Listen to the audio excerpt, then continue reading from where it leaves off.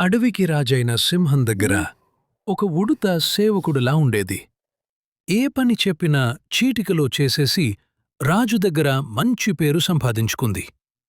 ఉడుత పనికి మెచ్చుకుని సింహం ఒక మంచి బహుమానమిస్తానని ప్రకటించింది. ఏమిటా బహుమానం మహారాజా? అని ఆతృతగా అడిగింది ఉడుత. నువ్వు పదవీ విరమణ చేసే సమయానికి నీకు ఓ బండెడు బాదం గింజలిప్పిస్తాను, అదే బహుమానం అంది సింహం. బహుమానం తెలుసుకుని ఉడుత మహా సంబరపడిపోయింది. అందరూ ఆహారం కోసం కష్టపడుతున్న సమయంలో తను సుఖంగా ఇంట్లో కూర్చుని హాయిగా జీవితాంతం తింటూ గడపవచ్చని ఆనందించింది. తనంత అదృష్టం ఇంకెవరికి రాదని, మిగతా ఉడుతలు జీవితాంతం కష్టపడినా అన్ని బాదం పప్పులు కూడబెట్టలేవని అది చాలా సంతోషించింది.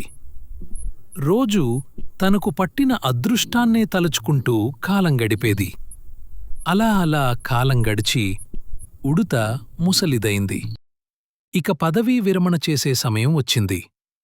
పదవీ విరమణ చేసే రోజున సింహం తన మాట ప్రకారం ఒక బండెడు బాదం గింజలను ఉడుతకు ఇచ్చింది.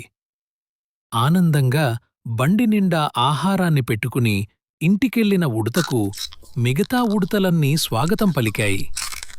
స్నానపాదులన్నీ పూర్తిచేసి ఇక బాదం పప్పులు తిందాం అనే సమయానికి తనకు ముసలితనం వల్ల పళ్లన్నీ ఊడిపోయాయన్న విషయం గుర్తుకొచ్చింది. బాదం గింజలపై ఎంతో కాలంగా ఆశ పెంచుకున్న అవి ఇప్పుడు నిరుపయోగంగా ఎదురుగా ఉన్నాయని చాలా బాధపడింది.